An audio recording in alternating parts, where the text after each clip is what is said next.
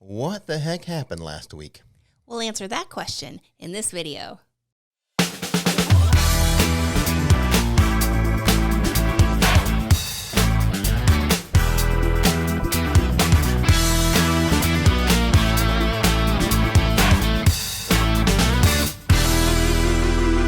Hey, what's going on, everybody? Rick and Nikki here. Hello. Coming at you with the latest theme park news, rumors, and happenings.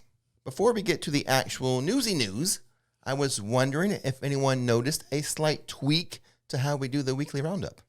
Mm-hmm. Slight change.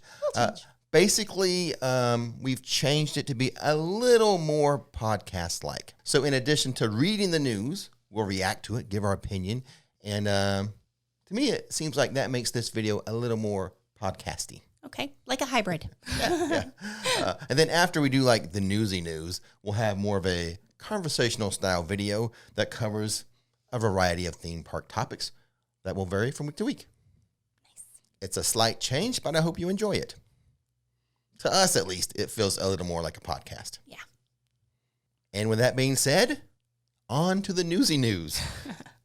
Splash Mountain at Disney World's Magic Kingdom will be closed starting January 23rd, 2023. It's closing down to be rethemed into a new attraction, Tiana's Bayou Adventure, inspired by Princess and the Frog. The rethemed attraction is set to open in 2024. Disney has also shared new details about Tiana's Bayou Adventure, including concept art. Disney said the ride's storyline won't be a retelling of the movie, The Princess and the Frog. Instead, it will be set a year after the events of the 2009 animated film, with Tiana now an established business owner in her New Orleans community. The journey will take riders through the bayou and will involve Tiana and her jazz-loving alligator friend Louis preparing to host a celebration for the people of New Orleans. One question. Okay. Am I saying that right? How do you say that? Is it New Orleans or New Orleans? What's the cool way to do it? It's Nolans. Nolans. So what do you think about it, about the change? For me, whatever it's themed to doesn't matter. Mm-hmm. It has a mountain, it has a drop, it has a splash. To me, that's the point, having the splash. So I'm happy with whatever. Okay. I would say the same thing. Going from like one IP to another, is totally fine. I mean, Splash Mountain wasn't an original ride or attraction to opening. I think it opened in 1989? 89. So, it has some nostalgia, but then again, just the switchover, I think that as long as the ride still continues and the fun of, again, the splash and the drop, that's all that really matters. Well, right? Here's the thing. Like we were talking, do you consider that to be a classic Magic Kingdom ride? That wasn't even open for my grad night when I graduated high school, so I cannot consider that a classic. It feels more classic, though. It does. It feels 89. Like... Right, but 89 doesn't seem like that long ago in terms of when Magic Kingdom actually opened. Right. So let us know in the comment box, do you consider Splash Mountain to be a classic ride? Right. The way it was themed. Yeah, to Brer Rabbit. Yeah, versus what it will be to now. Now, here's the thing. There are no mountains near New Orleans. That's kind of true. That's a good point. But the Imagineers, they did some research, and they kind of wiggled in some explanation about the mountain. Okay. So it will be a salt dome, which is a geographical formation that occurs in parts of Louisiana. Oh. So as part of the backstory, Tiana purchased the old salt mine for the employee-owned food co-op. Well, so that's how you get a mountain in or near New Orleans. Okay. Mm-hmm. That's kind of cool. I kind of like that. I like the twist. Good job, Disney Imagineers, on the, being able to roll with it. Shoehorn that in there. Exactly. I think some people have mentioned, like, well, maybe seeing how it's New Orleans, it doesn't, like, fit into frontier land. Yeah, I mean, that's been an argument. I get that. I understand that point of view, but...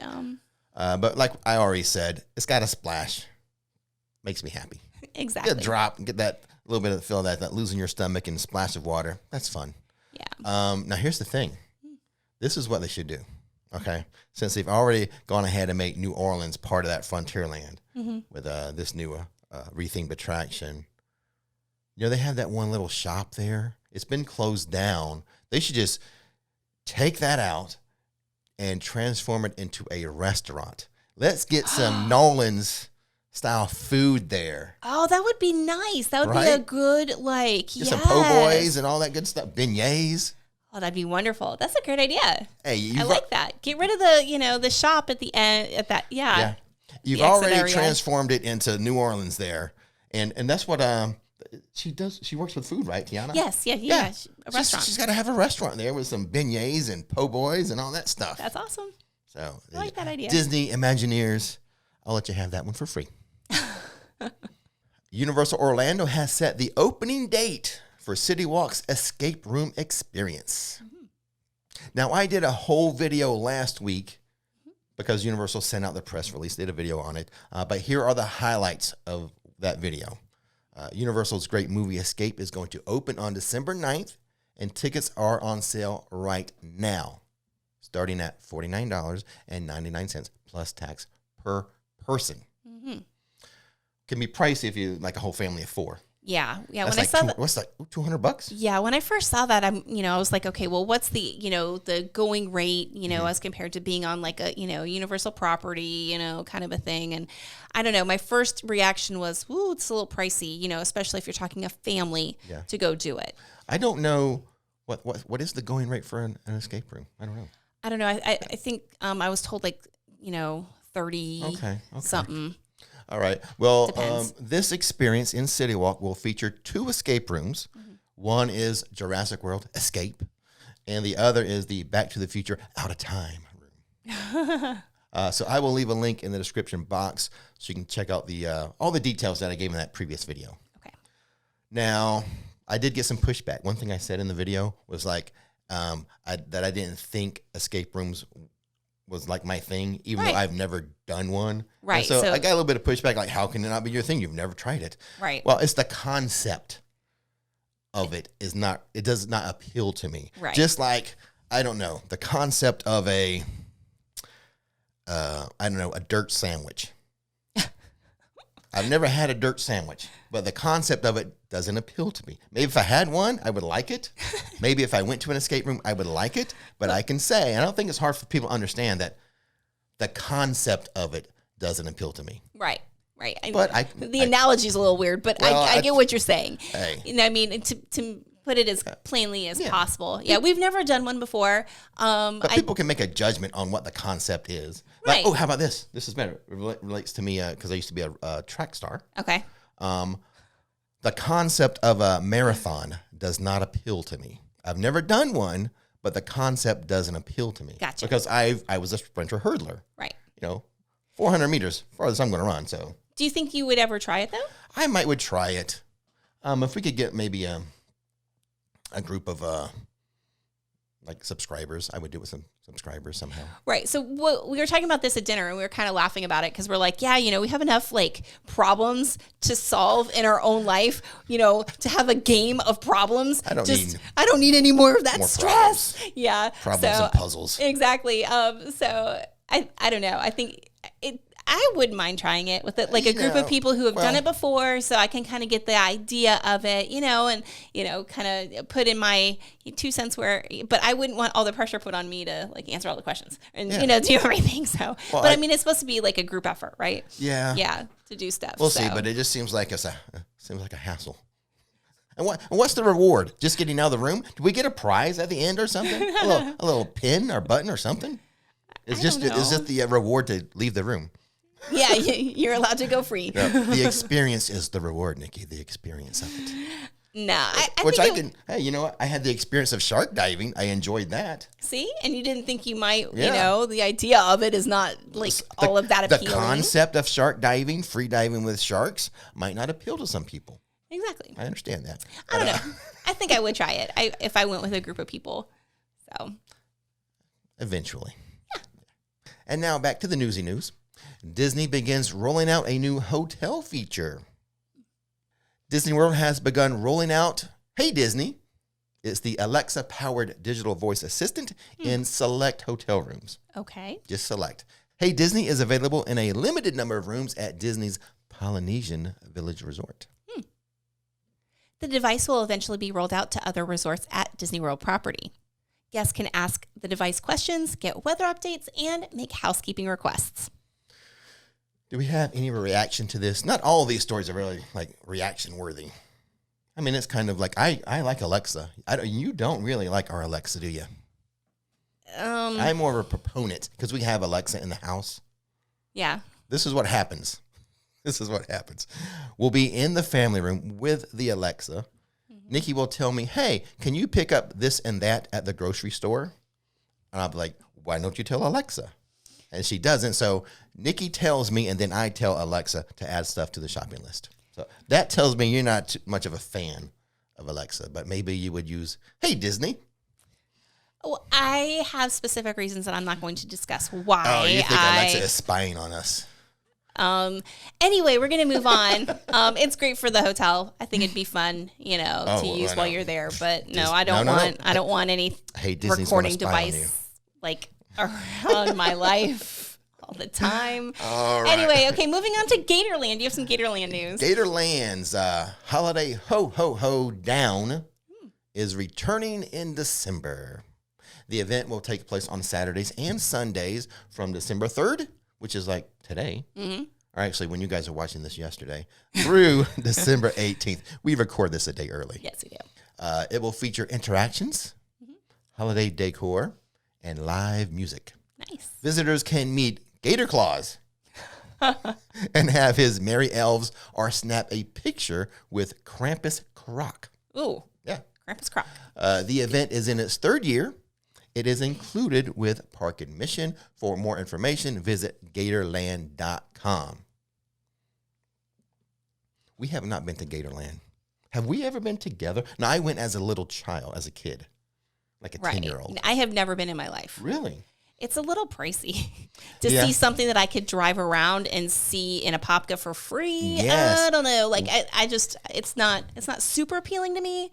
We did a road trip. We did. I will leave a link to that video. It is the, I forget the actual name, the Lake Apopka Nature Preserve Safari, something. Mm-hmm. It's basically, there is this experience in Apopka, Florida. It's free. Mm-hmm. And you just drive along kind of like, there's roads and you drive along the lake and the wetlands and stuff. And you look at alligators. Yeah, you're kind of up on a berm in a way. Yeah. And then there's like this water, on either side of it. And then there's gators like all around. All over. And that's free. It is. It's a nice, fun experience. We did it in the Jeep with the top off. Yeah, and it got a little dusty. It did. It got dusty. But it was a lot of fun. But see, I don't know. I mean, because we live in Florida, Gatorland...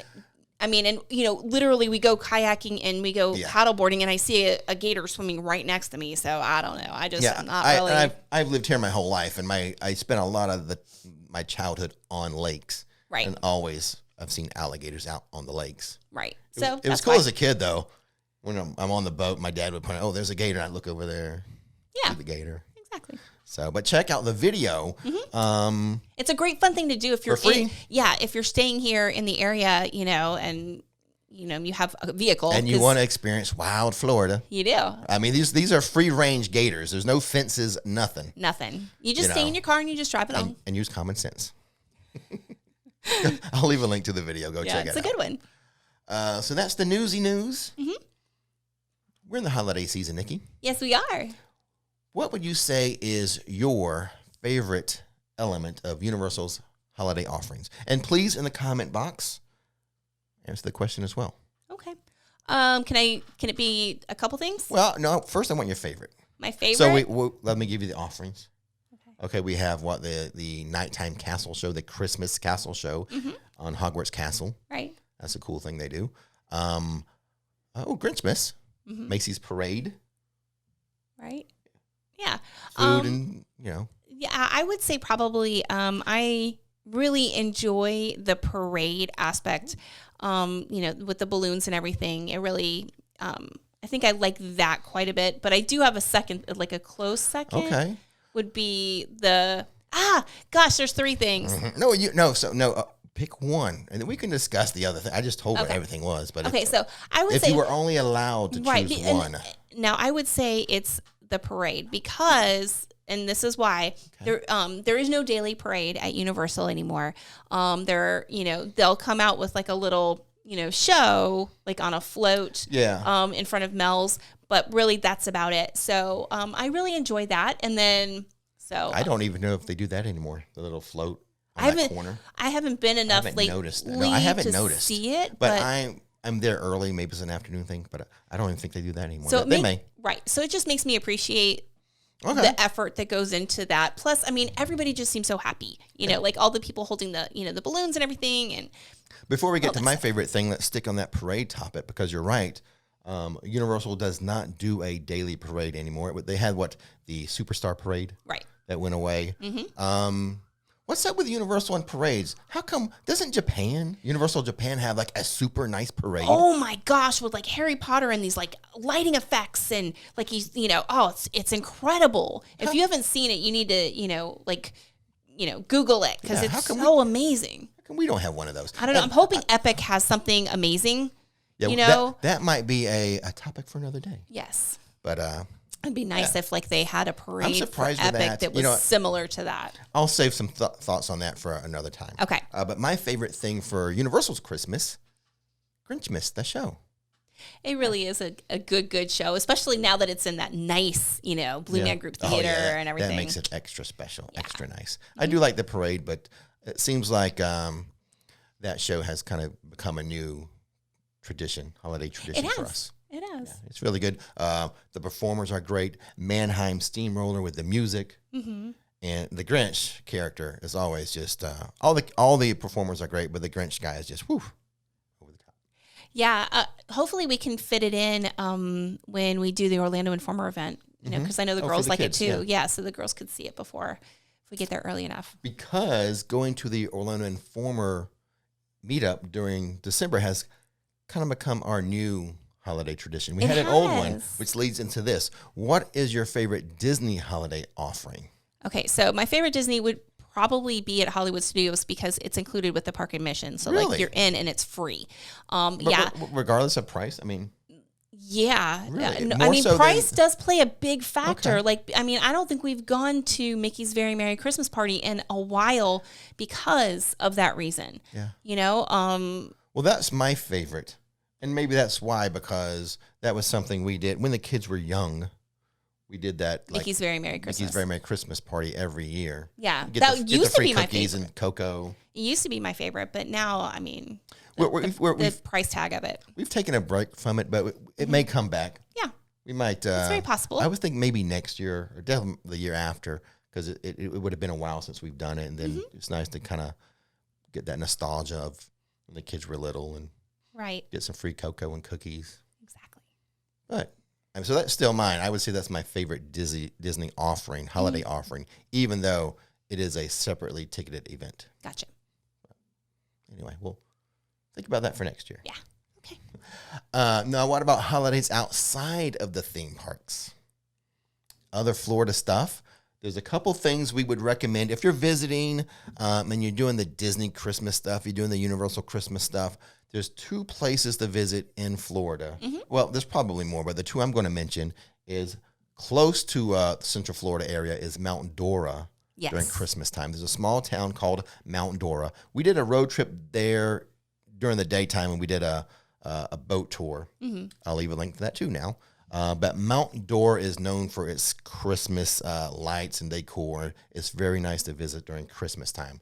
Mount Dora, check that out if you're in the area, want some real Florida holidays outside the theme parks. And it's crafty too. There's a lot of crafts and a lot of really quaint little shops. And we went to a restaurant there that was amazing. It was there's tons of them there. Yes. Yeah, so Mount Dora is a nice place to hit up too for real Florida, I mean, outside of the theme parks. The other place is a little further away at Christmas time.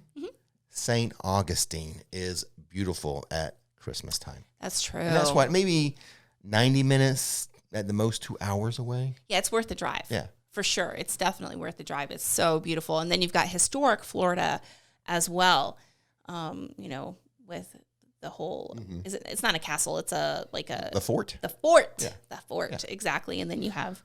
So if you're here in the area during Christmas time and you want to kind of experience something outside the park, all the theme parks, I would recommend going to Mount Dora, closer trip, a little further away. St. Augustine is just amazing. Yeah. Exactly. There's actually a live feed at the tiny tiki bar.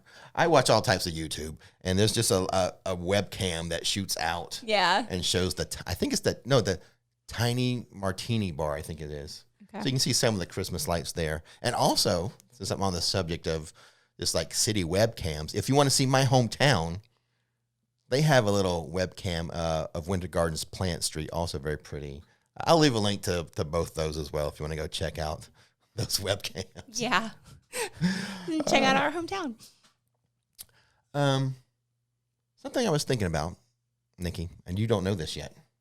So you know how we've sort of transformed this weekly roundup to be more podcast-like? Okay. A couple things I've been thinking about. You guys chime in on the comment section.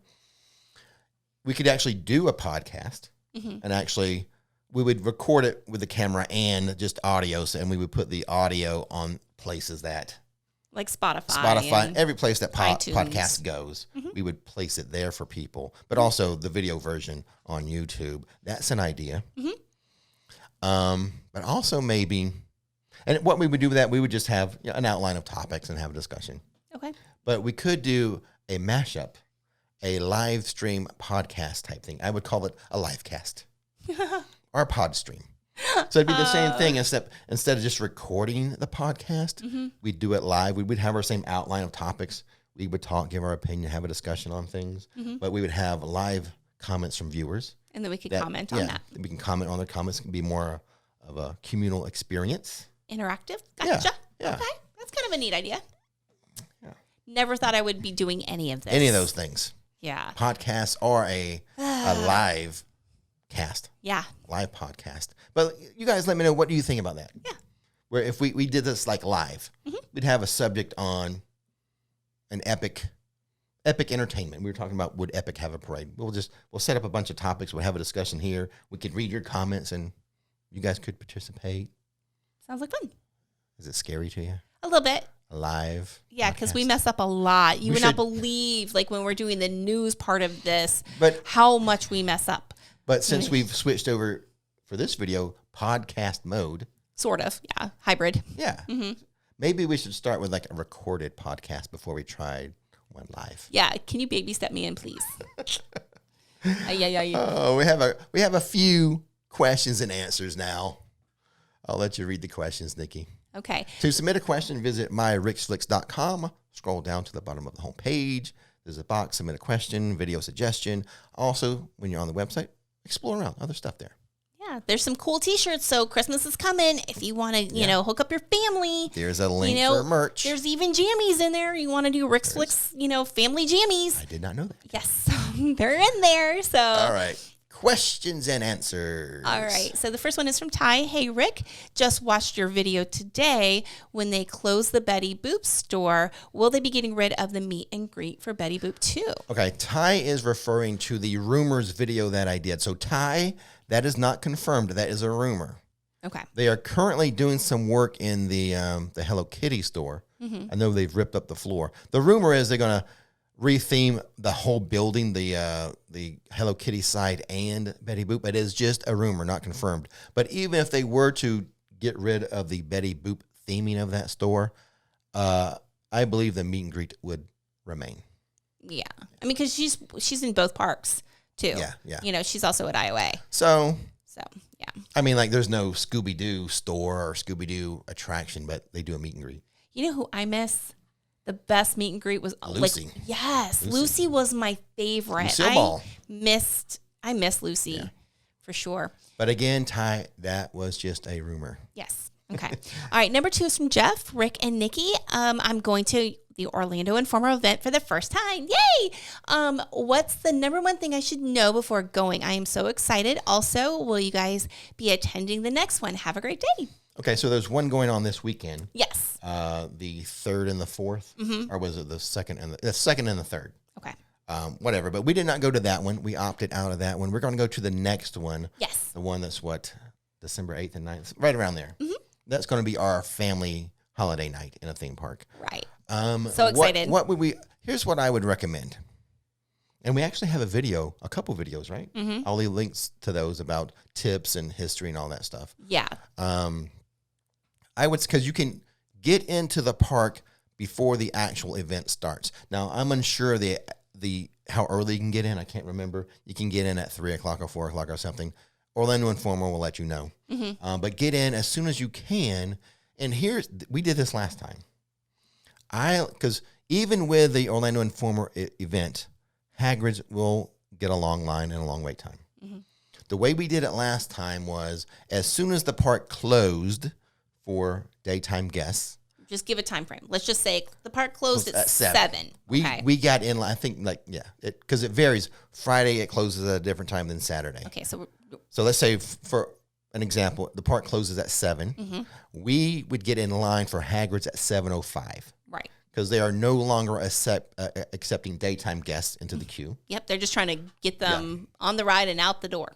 So there's about an hour's transition time as regular daytime guests have to get out of the park. And you don't have your free food yet, and so that's that weird kind of 1 hour transition. So I would get in the queue for Hagrid's like right after the park closes, when it's just available for meetup guests to get into the queue, because you'll spend that 45 minutes or 50, 60 minutes, whatever it is, during that transition time, and then when you get out after you ride the ride, then it's only meetup guests, and then pretty much everything else you're going to go to, rides and stuff, will be like walk-ons. Yes. Now, if you wait till later on and you go to try to get in line for Hagrid, say like an hour or 2 hours when it's into the event, you're still going to have that longer wait. Yeah, it's going to be longer. Yeah. Exactly. That would be my number one thing to advise you on. Okay, so my number one thing would be Orlando Informer gives you an email with a schedule, a time frame of like when characters or shows are going to be happening, and where specific food items are and what things. So, and you can get that ahead of time. They'll give you a pamphlet when you walk in, to the event, so that you have it right in hand. But I would check out that email and kind of have an idea, a game plan of the things that you want to do first. Be aware that rides and attractions close earlier because of noise ordinances and things like that. Some close earlier than others. Yes, exactly. And it'll close before, and even some, food places will close prior to the end of the event. Yeah. So just be aware of those time frames, because you don't want to miss out. It's not like when the park is open normal. Like when you can, let's say a normal day the park closes at 10 and you can get in line at 9:59 for stuff. Right. No. Some of the rides will close prior to the event closing. Just because of those noise ordinances and houses and, but around the area. You said that information. They'll give you that information. Yes, you get all that information in the email. So definitely, have your game plan set of, if you're going multiple nights, sometimes people are like, okay, I want to just enjoy and walk around and see shows and eat to my heart's content. And then sometimes, like on another night, I just might be all about the rides. Yeah. So, but you can do a hybrid. Take some freezer storage bags. Grab some churros for the road. You didn't hear that from us. Oh my gosh. Okay, number 3 is from Ben. We are staying at Royal Pacific for the first time and just wondered if we can use our express passes on rides that allow during early park admission. Okay, so I have information from Universal. Okay. And they say our attractions should have their express queue open for early park admission for attractions that have them. For example, like Hagrid's doesn't have an express line, so that would not be an option. Right. But say, what's the other one? For Forbidden Journey. Okay. It has express. It would be open, so yes. But they say, please keep in mind that is subject to change. They always say that when they give information. Yeah. Because all information is subject to change. But yes, for rides that have an express line, you should be able to use express passes during early park admission. There you go. And now, shout outs, Nikki. I'm going to let you take the shout outs this week. Let's shout out our newest channel members and patrons. He wasn't prepared for me to say that because he always puts it on me. All right. The only thing is because of names. I'm sorry. It's just there's a lot of pressure because you want to say the names right. We have a new Nikki Rockstar. I know. Can I say this one? I'll do the Nikki Rockstar. No, I was going to do it. No, you can do it. Okay. You can do it. John and Melanie at We Have Issues Publishing is a new Nikki Rockstar. Thank you so much, John. I love the name. And Melanie. At We Have Issues Publishing. And then An executive producer, a new executive producer would be Larry, Stephanie, and Linda Strickland. Lydia. See, this is why you do this. This is why I should be in charge. Larry, Stephanie, and Lydia Strickland. Yes. I believe they upgraded. Nice. Thank you, guys. I think that they were at the producer level and they upgraded. Sweet. Thank you. I messed up. That's why you do this. It was a simple name too. It wasn't even a hard one. I just read it wrong. Mm-hmm. I can't wait to see how you pronounce this one. Lourdes Cologne. I think it's Lord. I don't know if you do the ES. Okay. Cologne. Lord Cologne. Lourdes. Lorde. Supporter. Oh, no, it's awesome. I'm so excited. Thank you for joining. Yeah. You think Lords? Okay. Or Lord. You said Lord. He's like, good Lord, shut up, Rick, and move on. Now I'm confused. now you have me questioning everything. I know, right? And also, welcome. Also a new supporter is John Wright. Yes. So I know I got that one right. Exactly. So if you want us to massacre your name just like we did everyone else today, join today. Yeah. Well, Jason Freddy Krueger, that name. Oh, we did That's so a bad. job. Oh boy. Sorry. Thanks for supporting the channel, everybody. Yes. When you're on the YouTube main page, there's a thing to a join button. That's how you become a member. There's also links in the description box for our Patreon. So that is what the heck happened last week. Now you guys boop that subscribe button so you don't miss future videos. And as always, don't miss the magic, don't miss the fun. See you next time. Bye. His name is Rick, her name is Nikki, showing how theme parks are done. Don't miss the magic, don't miss the fun. Hit subscribe.